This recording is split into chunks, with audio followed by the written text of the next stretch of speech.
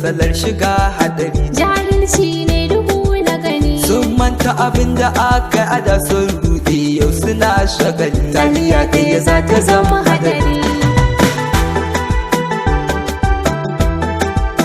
Haka zalika mun shige hadari sun samu cikin shiga garari. Jahilci ne duhu na gani. Wallahi kusan abin da kuke yi nan gaba za a ce babu. Sun manta ba ta mu suke ba, taliya ɗaya ta zamo hadari.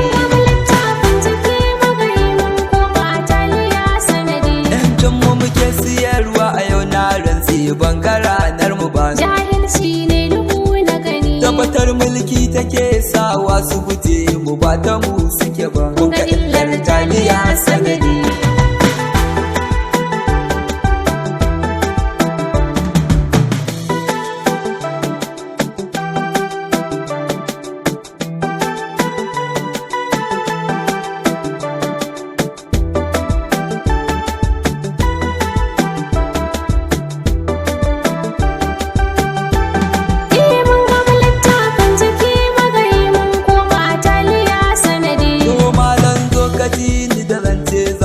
Kai da kai hadaki zalunci babu kyau a cikinsa, abin da muke akwai hadari. Ni kam nan bangara nasa ba, Allah wadaran jiki magayi.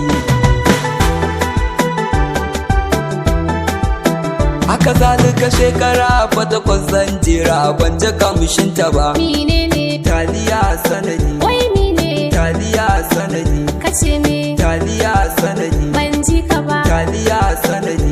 Ashe yau mun shige hadari mun manto rayuwar mu gaba. Ko ni dai taliya ɗaya ta kalaci zaniyo da ita. Jahilci ne duhu na gani. Ummanta ina nasa ta kuji rayuwar mu tana cikin hadari. Kuskure kan mun riga mun da sassauci sai ga furu rai. Addu'a ita ce kawai magani.